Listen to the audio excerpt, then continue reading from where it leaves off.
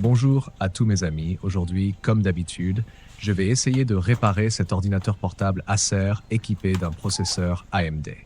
L'ordinateur portable ne s'allume pas après avoir appuyé sur le bouton d'alimentation. Je vais donc le brancher sur le chargeur.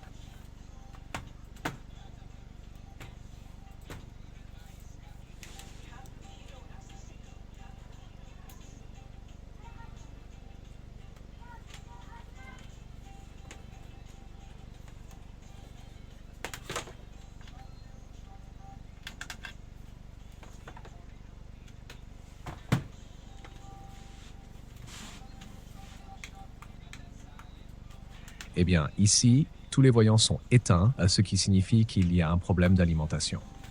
Je vais jeter un œil à son contenu. Oh, le disque dur est manquant. Mais ce n'est pas grave, je vais continuer le démontage.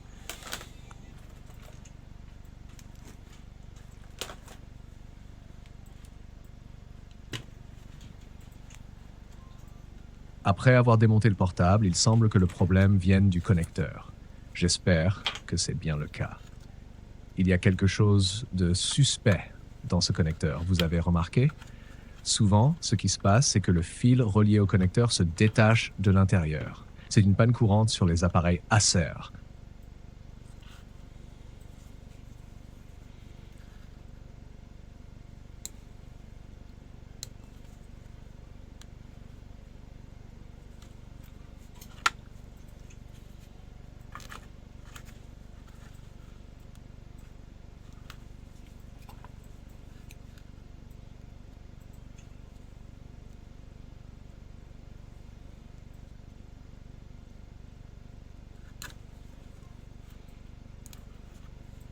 Attends un peu. Oh, quelle chance, ce n'est peut-être qu'un problème de connecteur. Mais non, le connecteur est en bon état, les amis. Attendez que je le mesure.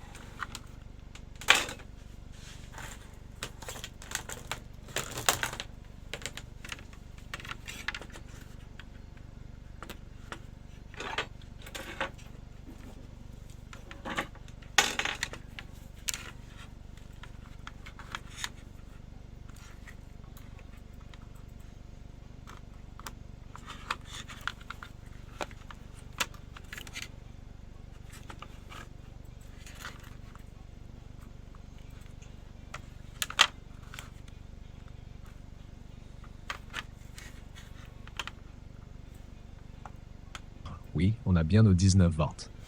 Donc, les amis, je suis obligé de continuer le démontage de la carte mère.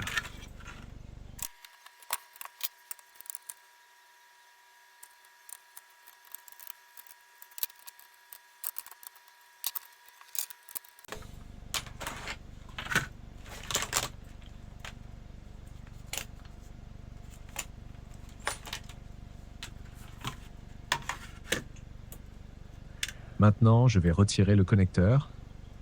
Oh, attendez une seconde, qu'est-ce que c'est? Un composant est complètement carbonisé sur la carte. Mon Dieu. Je vais rapprocher la caméra pour mieux voir.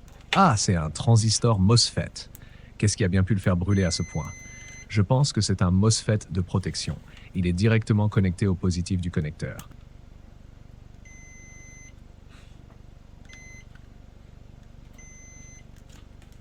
Ensuite, il transmet la tension de 19 volts au second MOSFET, puis à cette résistance.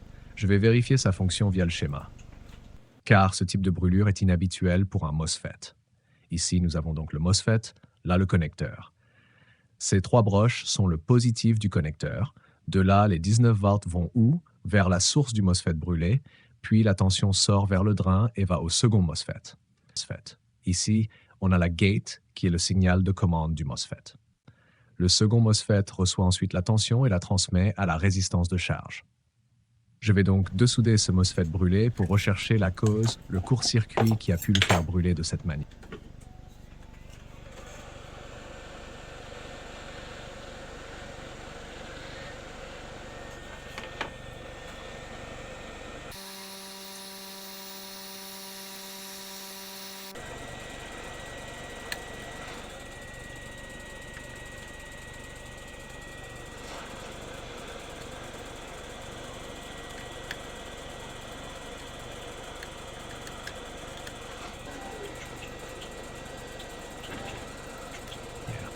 Oups, la piste est partie.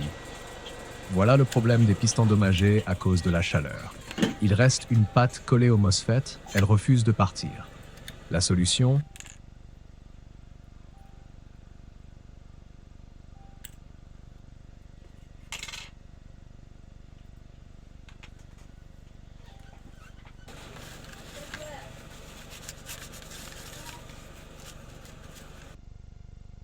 Je vais tirer un fil directement depuis le drain, ça réglera le problème. Je vais mesurer entre la résistance et la masse en mode buzzer. Et il y a effectivement un court-circuit évident. Il y a de fortes chances que ce soit causé par un condensateur céramique. Mais est-ce qu'un court-circuit dans la carte mère peut provoquer l'explosion de ce MOSFET? C'est étrange car un court-circuit en aval empêcherait normalement le MOSFET de transmettre la tension. Ce problème est donc inhabituel. Maintenant, je vais injecter une tension de 5 VA, 3A sur la résistance de charge à la recherche d'un condensateur qui serait en cause.